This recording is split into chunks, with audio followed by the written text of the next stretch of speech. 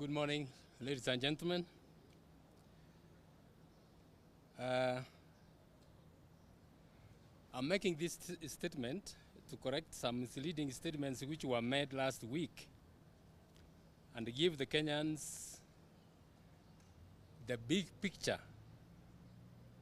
behind the drastic budget cuts to the judiciary and let the public know why we are unable to provide some services.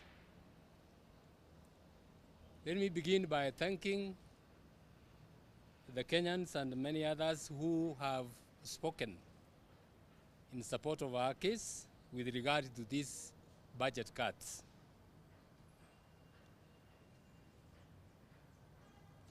There are other matters which are in court, and I will not touch on those because they are in court. Under our Constitution, as stated in Article 1, all sovereign power belongs to the people of Kenya and shall be exercised only in accordance with the Constitution. The people of Kenya have delegated the exercise of that power to the three arms of government, that is the judiciary, the legislature, and the executive, as well as to the independent commissions established under the Constitution. Parliament and the legislative assemblies are to exercise the people's legislative power and at the county levels, at the national and the county levels respectively.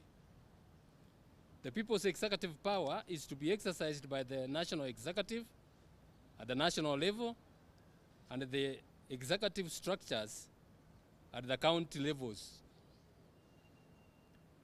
And the people's judicial authority is to be exercised by the judiciary and the independent tribunals established under the Constitution. All these organs of state are to exercise the functions delegated to each of them as is stated in the Constitution. For these organs to operate properly, they require to be reasonably funded.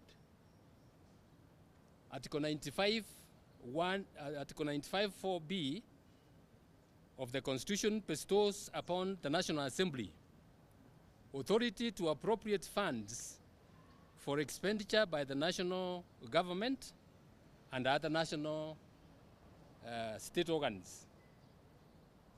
Article 127(6)(c) provides that the Parliamentary Service Commission shall prepare the annual estimates of their expenditure and take it to Parliament for approval. Article 173(3) requires the Chief Registrar of the Judiciary to prepare and submit estimates of the judiciary budget each year to the National Assembly for approval. Article 221(1) of the Constitution requires the Cabinet Secretary responsible for finance to submit to the National Assembly estimates of revenue and expenditure of the national government for the next year. Upon consideration and approval of the budget estimates of Parliament, the judiciary, and the national government, Article 221(3) and 6 provide that those estimates shall be included in an appropriation bill which shall be introduced in the National Assembly for purposes of authorizing the withdrawal from the consolidated fund of the money needed for expenditure. Once the Appropriation Act is passed, the Cabinet Secretary for Finance has no control over the parliamentary or judiciary budget. He has, however, with the approval of the National Assembly, limited control over the national government's budget. And this is provided for under Article 225 of the Constitution. Upon approval of upon approval by the National Assembly of the judiciary budget, Article 173(6) of the Constitution directs the Treasury to deposit the judiciary budget in the Judiciary Fund. To the best of my recollection, the Constitution does not give such a direction in respect of the budget of any other state organ.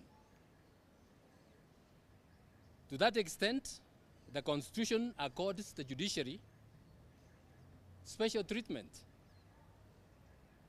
The question, I'm sure in your minds, ladies and gentlemen, is why this discrimination? Why give the judiciary special treatment? Please allow me and bear with me to explain this, and in particular for the people of Kenya to understand. World over, in all democratic states governed by their respective constitutions, constitutional power is constrained power. I want to repeat that.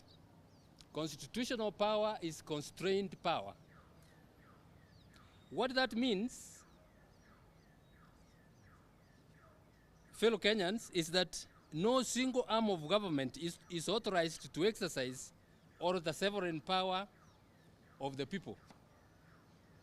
The three arms of government, that is the judiciary, the executive, and the legislature, are equal, and each has to keep to its lane. To put it in simple terms, none of the three arms of government should control or direct how any other arm should exercise the power the people of Kenya have delegated to that state organ. Fellow Kenyans,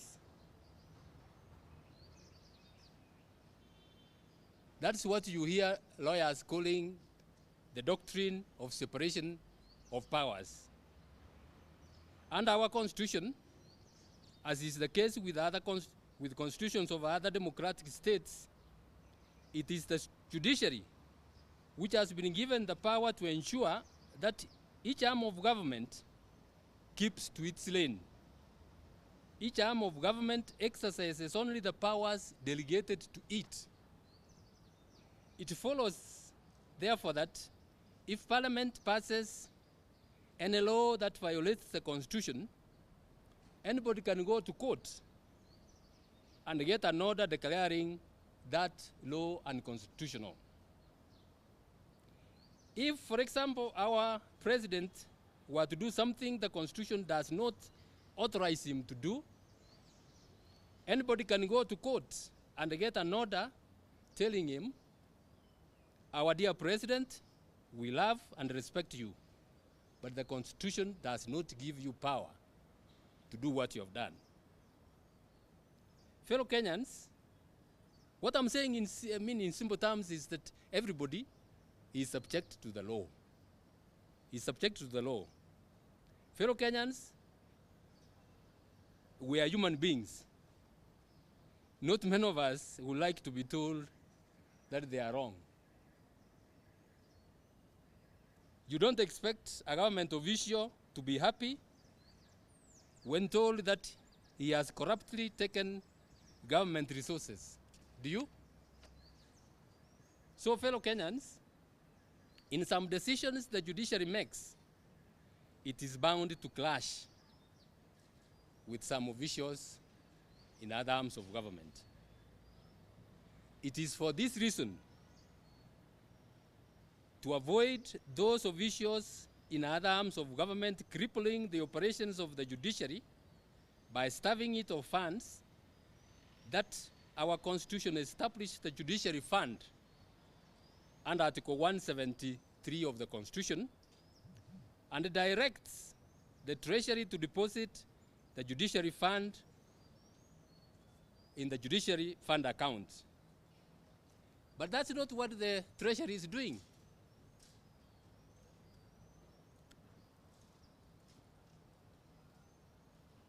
I will tell you why. After the promulgation of the Constitution in 2010, pursuant to Article 173, the Judiciary tabled its 2011, 2012, and the 2012-2013 budget proposals in the National Assembly, and they were approved.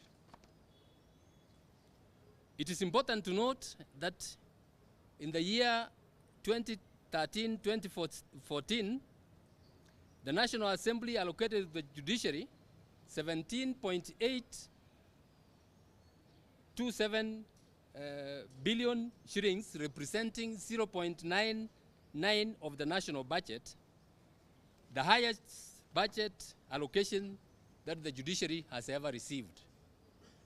You will see later that there are some, there's a time the judiciary was given 18-point-something billion.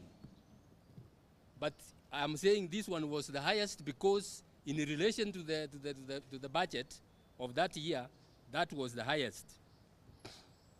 The following year, however, the acting registrar of the judiciary was directed to take the judiciary budget estimates to the treasury, and the judiciary was, after that, put under the category of governance, justice, law, and the order sector, which most people refer to the GJ laws, comprising of the Ministry of Internal Security, police, the AG's office, IEBC, prisons, and other government departments. Some of the portions of this institution's budget is normally ring-fenced. My people tell me that when they go to those budget negotiations, they are told this amount is ring-fenced. The police have got to be given so much, this one has got to be given so much. The balance is now put on the table to be shared again among those institutions. I'm not saying that there is anything wrong with that. Some institutions require much more money than we do. But I want you to see the problem or the effect that is causing to the judiciary. Since 2014-2015 financial year, though the budget, the national budget has been rising, the judiciary budget has been declining. I don't have the percentages for quite a number of years here because the systems were down. But as I told you earlier, in 2013-2014, we got 0.99%, the highest we have ever got. In the year 2017-2018, we got 0.69%. 2018-2019, we got 0.66%. 2019-2020, we got 0.69%.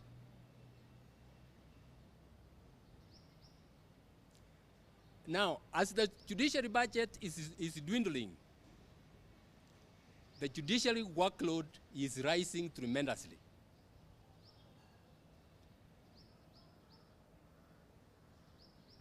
And that is what is putting us in very, very serious problems. Admittedly, we Kenyans, we are a very, very litigious nation. An average of 400,000 cases are filed in our courts every year. With the manpower we have, we are able to clear about 300,000 cases per year. You can do your arithmetic and you will see that the budget, the backlog will continue piling up. And that's why we have serious problems. So with this, with the kind of budget going down, you will recall the last financial year we were given 50 million shillings for development. It is after there was an outcry that we got some money under the supplementary budget.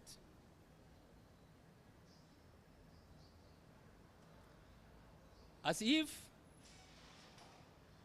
these reductions are not bad enough, we have serious challenges in what we call treasury releases. You know, government payments are through what they call IFMIs. To get through the IFMIs, we have serious challenges. Like in the last financial year, the supplementary budget that we were given, the IFMIs was opened a week to the close of the financial year. Fortunately, we had done quite our paperwork, and we were able to access quite a chunk of that money. But we were not able to exhaust it. Not because we didn't need it, but because the period the IFMIs was opened was simply too short.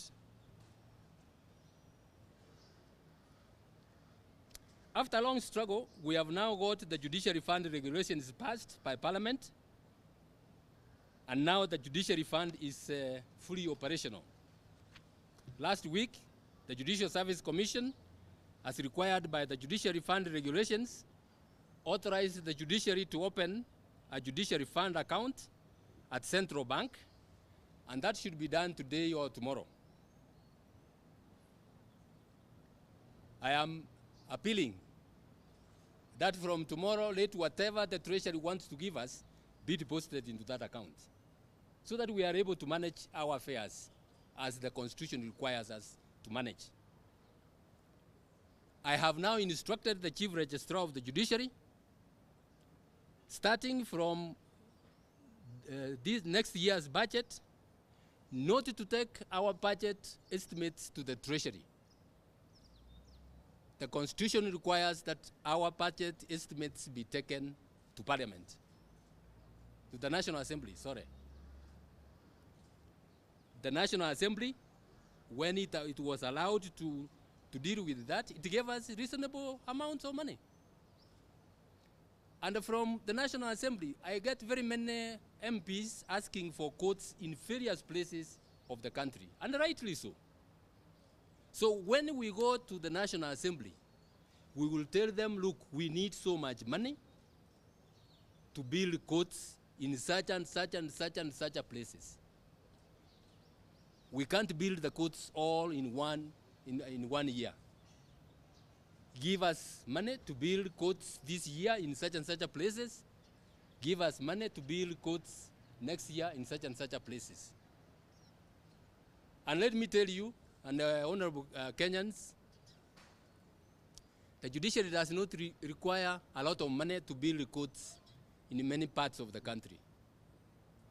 If the judiciary is given a constant figure of about 5 to 6 billion shillings every year, we will have courts, in 10 years we will have courts literally everywhere in the country, and save our people the agony of traveling long distances to access justice. What is 5 billion shillings with a budget of how many trillion? I don't know. What I'm saying is, we are not demanding a lot of money.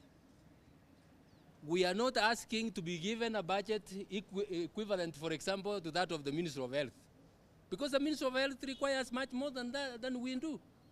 We are not asking to be given budget equivalent to the Ministry of Education, for example. The Ministry of Education requires much more money than that.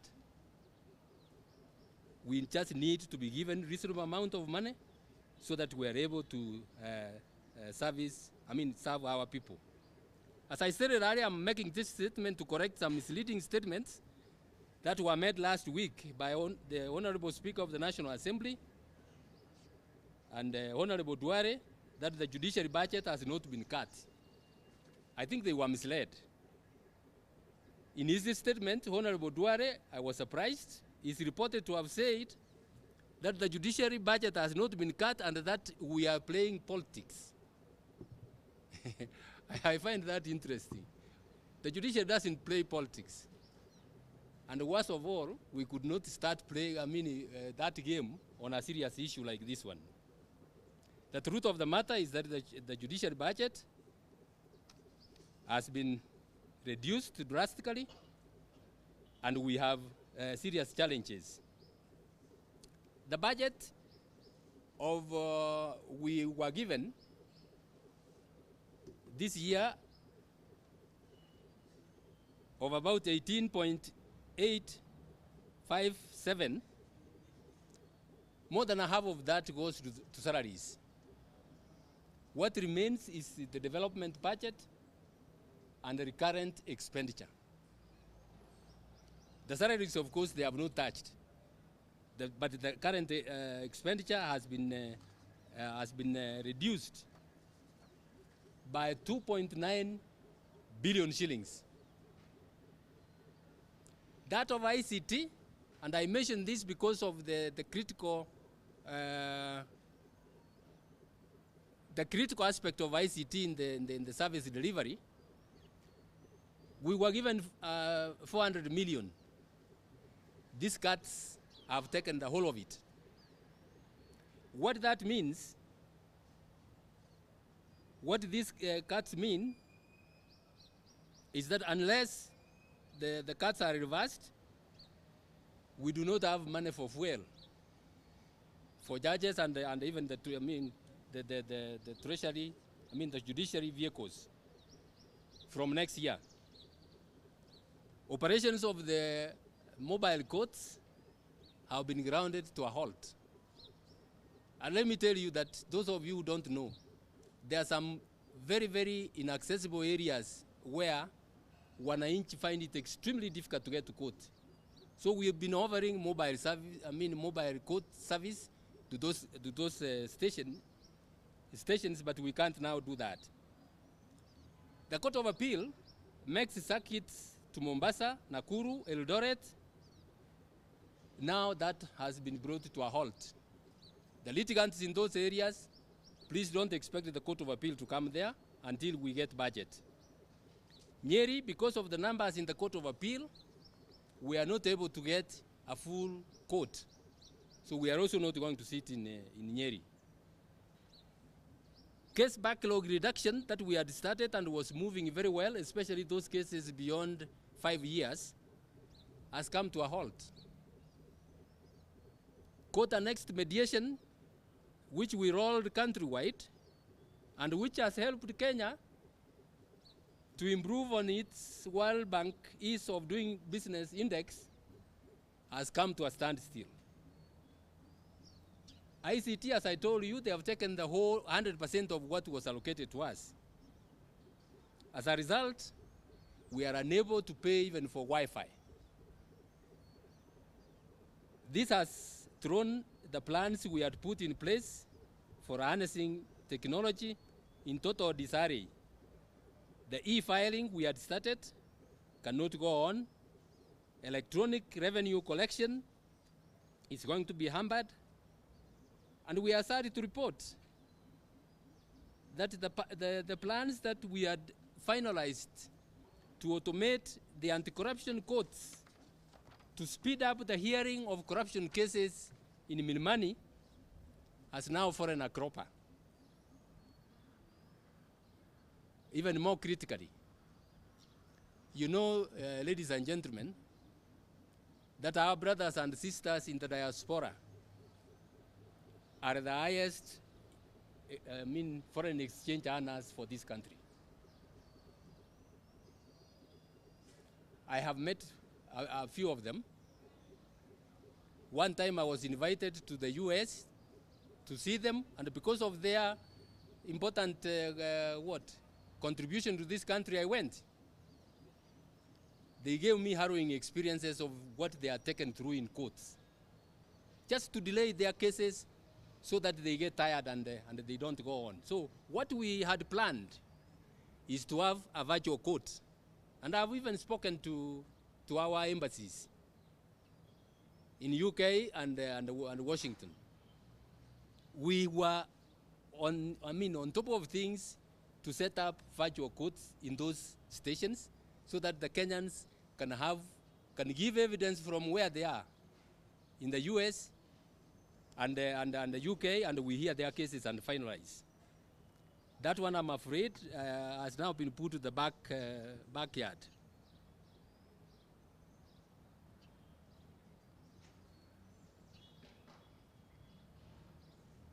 The budget cuts are not an isolated case. And this is why I said I want the Kenyans to know what we are going through. The judiciary has been treated and continues to be treated contemptuously. The CJ has no Mercedes car. When we applied, we were told, look, keep to the what? We don't want wastage. Keep to the minimum of 2,500 cc. It is wastage to buy a CJ, a Mercedes 500, but it is not a wastage to buy the 2 speakers of the National Assembly, Mercedes 500. Are you getting my point? That's one incident.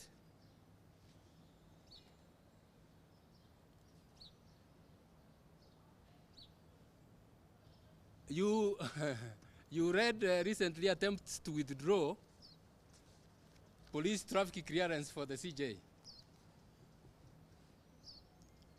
But that clearance was given to very junior government officers. And you are told that it was a mistake. A mistake.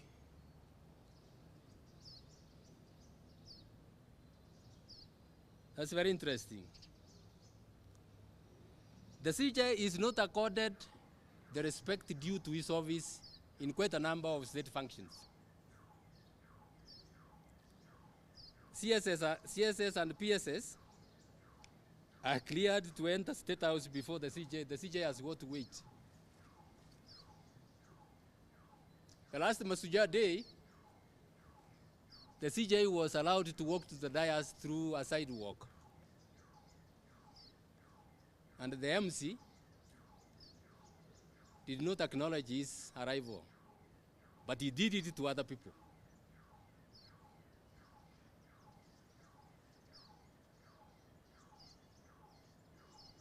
I have decided that unless I'm treated with the dignity due to my office, I will choose which of those state functions I will attend.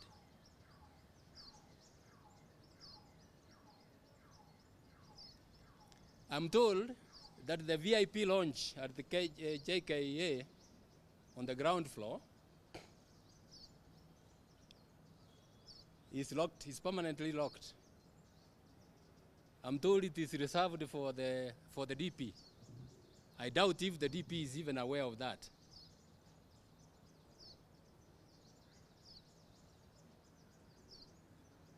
I go to the JKA and use the KQ lounge. And by the way, I enjoyed the company of the passengers I get there. We laugh and talk very well. I'm not bothered about that. My problem is this. There are times I receive very, very important visitors.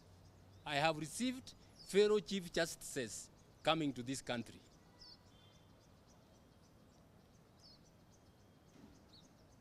Where do you want me to take them?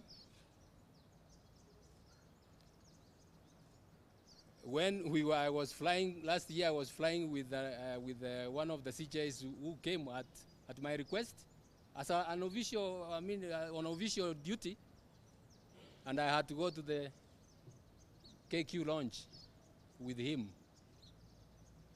Because it was crowded, somebody had to vacate a seat for him.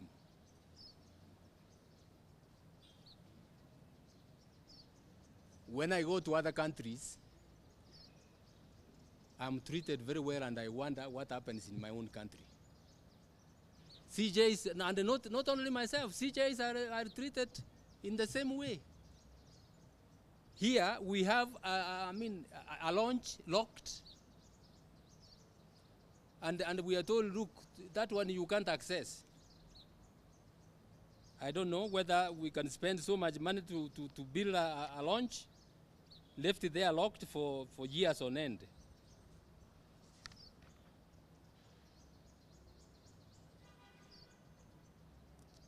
When the visitors of the stature of the Chief Justice come to this country, on official invitation, my understanding is that they are not just visitors of the host CJ. They are visitors of the country. Last year in May, I had 5 CJs from East Africa on what we call the CJs Forum. We requested for the protocol cars. You have seen them. The Mercedes protocol cars which transport official and high-ranking visitors. They were not available to us. We transported the CJs in those kind of cars you see there, to those places where they are going.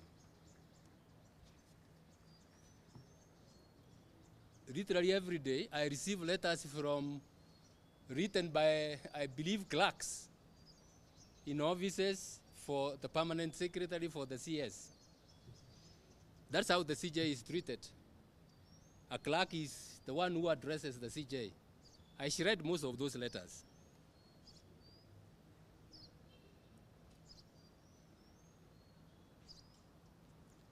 I'm told that some CSS and the PSS are bragging that the CJ will or should be removed before the end of this year. Really? Kumbe hii nchi kuna wenyewe. Some of us are serving at their pleasure. Let me tell you, my friends, the CJ is here exercising the mandate given to him by the Kenyan people. I am not serving at the pleasure of NSCS or a PS. Let me also talk about some things that have caused a lot of friction with the other government agencies. You know of tender cases. They come to court and, the judiciary doesn't go out there looking for cases. Cases are brought to us. And when we deal with them, and decide them, you hear people shouting out there that the judiciary is not allowing the government to operate. As I said, we don't go looking for those cases.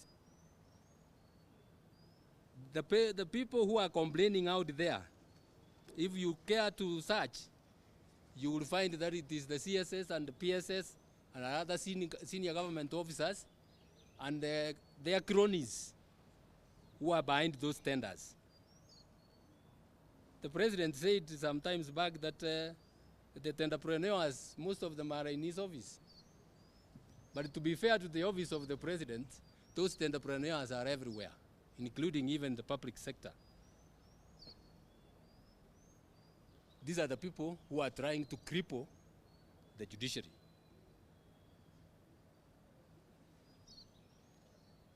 I'm told these are the people I'm supposed to go and talk to give me money to run the judiciary. Am I being done a favor? Ladies and gentlemen, am I being done a favor? We're talking about public funds for service to the Kenyan people. I will not go to anybody.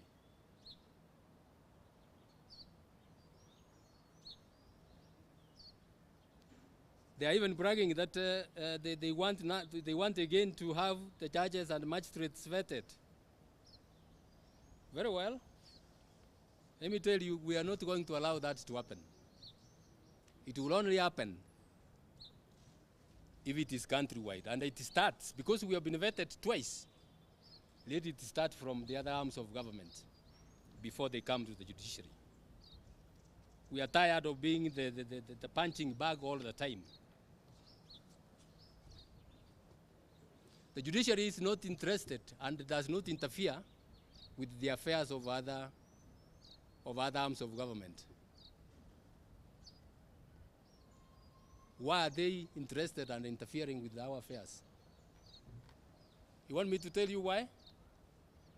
They want to control the judiciary. They want to control the judiciary. They want to make the judiciary a puppet. We can't do that. Let me say something about the court decrees against the government. The government should lead by example. It should be the first one to obey the law. It should not be the one leading in impunity. Right now, as I speak, we have hundreds of millions of decrees against the government. Some of them, I get pained, are pitiable cases. Somebody has been injured by a government vehicle and he has been awarded damages. As he have to eat at the judiciary, nobody wants to pay those damages. Poor people, some of them I saw in the media. Somebody, a paraplegic, is carried from his house to be taken to bask in the sun. If there is nobody to carry him back, he will be rained on out there. And we are supposed to be a country which takes care of or is mindful of its own people's welfare. Understand me well. I'm not saying that the government has endless resources to pay everything. But if judgments have been made against the government has not appealed, or the government has appealed and the case has been dismissed, arrangements should be made to pay those judgments. That's what happens in civilized nations. But when we ask, I had a delegation of lawyers from Meru, all of them coming to tell me do something about it, and I told them there's nothing I can do. The courts have made their decision, there's nothing I can do. I'm not saying that those decrees be settled in 1 year. Let arrangements be made to settle them gradually. I'm finishing. On corruption, I want to say that I'm 100%, I've said this before, I'm 100% with the president. And I want to appeal to the Kenyans. I know you want the criminals, the corrupt criminals behind bars. That has got to be done through due process. The number of accused persons sometimes in a case, the volume of documentation that is to be produced, the number of witnesses, the lawyers involved, there's no way we can, we can do those cases in a day or two and finish. I have 10 magistrates sitting in Milimani dealing with those cases on a day-to-day basis. In spite of very, very difficult circumstances they are operating in. Please, Kenyans, be patient. The rule of law has to be followed, and I want you to be fair to the judiciary and even to the DPP. The DPP especially is the one who has had a lot of bashing that he has done nothing. The DPP has brought those cases to court, and we are going on with them. Go to even other countries, you will see that those kind of cases take a long, long time before they are concluded. So please bear with us. We are going to deal with those cases, but what I'm saying is the kind of talk I've said, I've seen that the judiciary is the weak link. Please, and some of it is coming from very, very important personalities in this country, as if they don't know how the courts operate. Please bear with us. Due process has to be followed so that we finalize. Let the DPP do his work, let the police do his work, and we will do ours. If there is evidence, we will convict. If there is no evidence, we will acquit, and they will go home. I want to assure the judges and the judicial officers that I'm not going to allow them to be attacked unfairly. I will defend them, because that's my duty to defend them. All I'm doing, and I'm appealing to them, please stand up for Kenya and do the right thing. But if you are involved in anything fishy, I will be the first one to expose you. Let the other arms of government perform their duties. Don't interfere unless it is within your jurisdiction to interfere. We have, for instance, no business interfering with the transfer of police officers by the Commissioner of Police. That's not our business. We have no business interfering with the transfer of a teacher by the TS. If you go stopping them, soon you will issue an order stopping the CJ from transferring judges to other stations. Let us stick to our lane. That's what I'm saying. Let us not interfere with other people. I think I've said what I wanted to say. My last appeal to the Kenyans is this.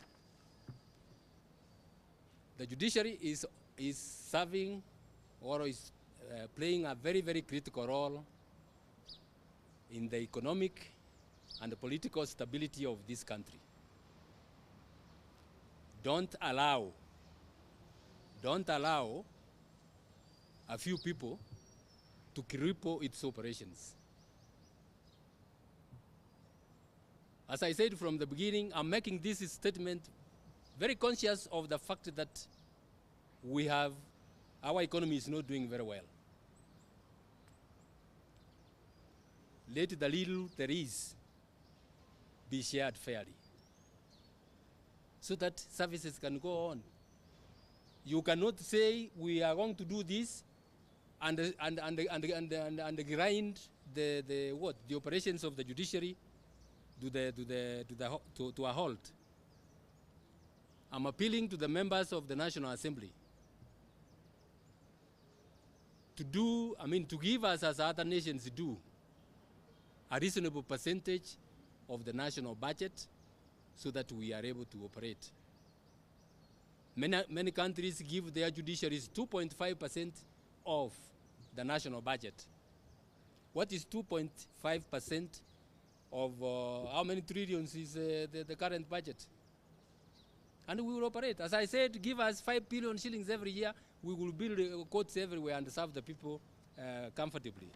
If that is not possible, give us a reasonable fraction, but don't throw us to the judiciary, to the treasury, to go there and be told to wait and wait and wait. Even the little money you are given, you are not able to access it. You can't go. These budgets which have been going down, you will hear. After this, you will hear. The judiciary is not able to absorb the what? How do you absorb large sums of money, government money, which has got to be paid out in a structured manner within a very short while? That's why the Constitution wants the judiciary fund, the judiciary budget and the judiciary fund, so that we are able to run our affairs without any problems. I think this is the longest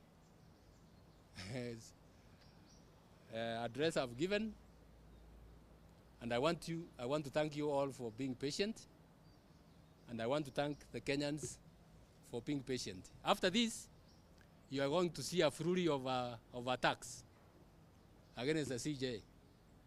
CJ wants a Mercedes 500 so that you can feel good. CJ wants this and that. I am happy that the Kenyans see where those kind of attacks are coming from. Some of them are so incredulous that even anybody cannot believe them. I don't answer to the social media. I wish I had asked them to buy me a chopper. The one they put last week, that it is waiting for me as I swim down in the coast. So ridiculous that if you want to do those kind of things, use a bit of intelligence. Thank you very much, ladies and gentlemen. I'll take one or two questions. Yes.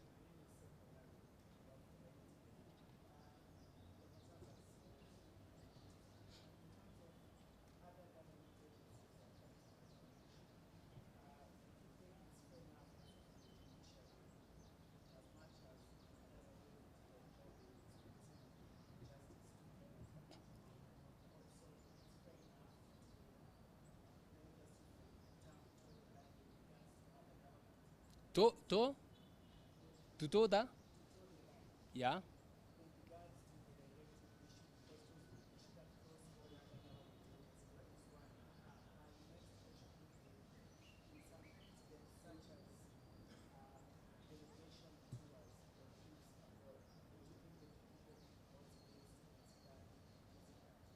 The trips abroad. Yeah.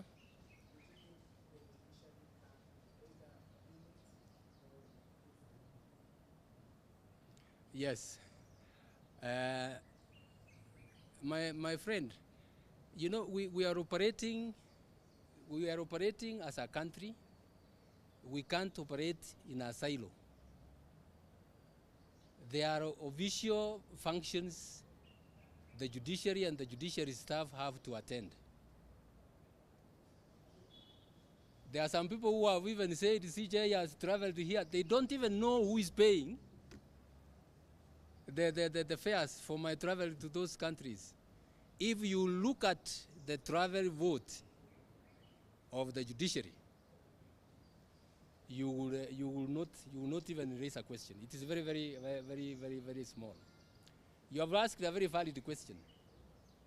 I have not said that the budget should not be cut to cater for critical areas of the economy. Do you grind the operations of an institution to cater for other areas of the economy? You want us to shut, for example, the hospitals, so that we can do other things. You balance. The judiciary is the worst hit, by the way. If you go, the percentages I was asking my people, they didn't get me. The percentages, the 50%, in spite of our little budget, the judiciary is the worst hit. And that's why we are unable to operate. Any other question? Speak up a bit. Yes.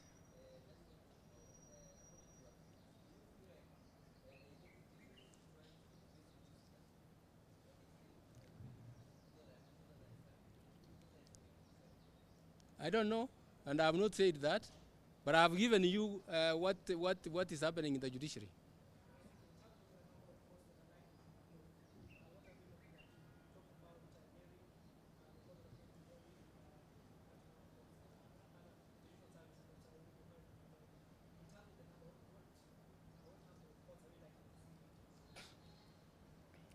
It is the Court of Appeal, I said, which is not able to sit in Nyeri, it is not able to sit in Nakuru, it is not able to sit in Eldoret, it is not able to sit in Mombasa. What that means is that we are going to have a pile up of appeals, because appeals are coming every day. And you should go to committee. You should go to Shimulatewa and hear the cries of the what? The prisoners there who are waiting for them to be heard.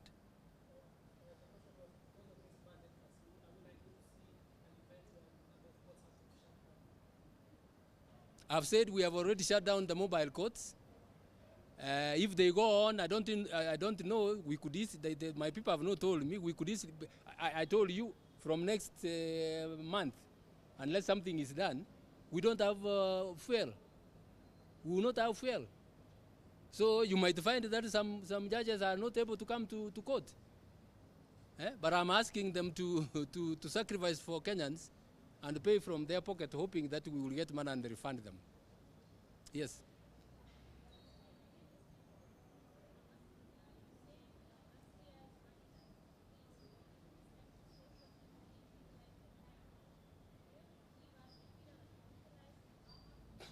We utilized we had about, was it 170 something million? We used, as I said, we were able to use an appreciable amount of that, about 150. We were not able to utilize about 30 million.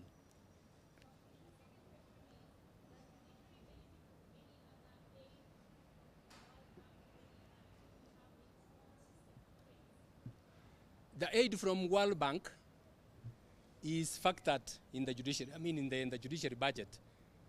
The one from World Bank, for example, is the one which has helped us build very many courts that you have seen are coming up in the country.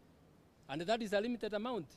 The World Bank gave us only 12 billion shillings, which we are about to exhaust, and we have done so many courts in the country. That's why I said, give us 5 billion, even 2-3 billion shillings every year, and see what we can do.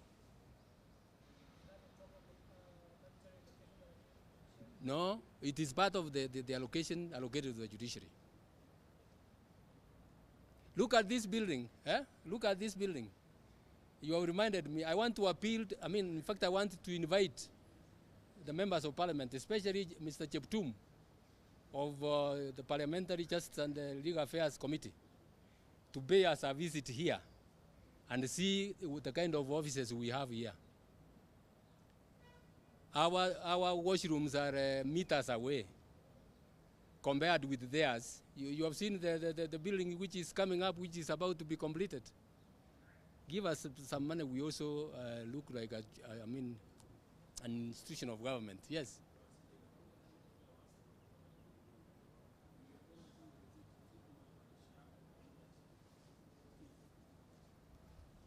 Malalamishi sio yangu, ni ya judiciary. Malalamishi yetu ni kwamba judiciary inahudumiwa vibaya. Pesa sio, sisemi ati Kenya iko na pesa mingi. Ile kidogo ambao iko, wacha tupewe ile sehemu yetu kulingana na kazi ambao tunafanya, ili tuweze kuhudumia wananchi. Na wananchi ambao mi nashughulikia zaidi ni wale ambao wanasafiri mwendo mrefu sana kufika kotini, na hao ndio tunataka kusaidia. Ndio tulikuwa tunasaidia kwa ile mobile courts, lakini sasa hatuwezi kuendelea. Judiciary ipewe heshima, Chief Justice apewe heshima. I am not asking for, by the way, let me tell you, I have never owned a Mercedes myself, and I don't think I'll own one. I'm not bothered about the car I drive.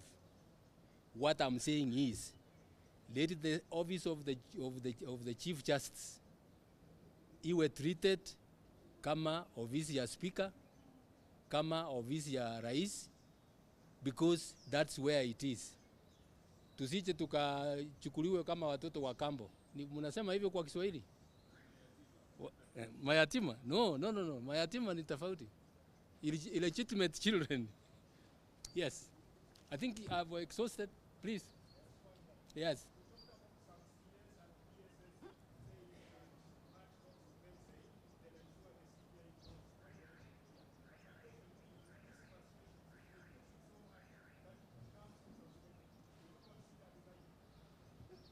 Resigning, because unless yes is saying I resign, I will not. Is there something making me to resign? There is nothing to make me to resign. People, at the end of the day, even if I resign, unless this problem is addressed, the incoming CJ would suffer the same. And we are not solving a problem. Yes, last one.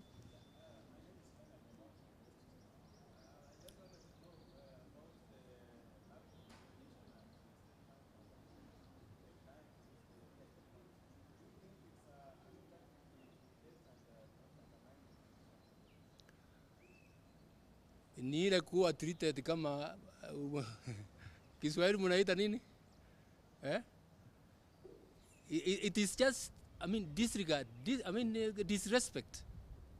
Disrespect to the institution of the judiciary. I don't think my predecessor was treated any better than I am. You remember one time he had to shout at the airport when he's being told that you can't go out, a PS has got to give you clearance to travel out of the country. That's what the judiciary is going through, and that's what I'm saying. Kenyans stop this so that the judiciary can perform its own functions.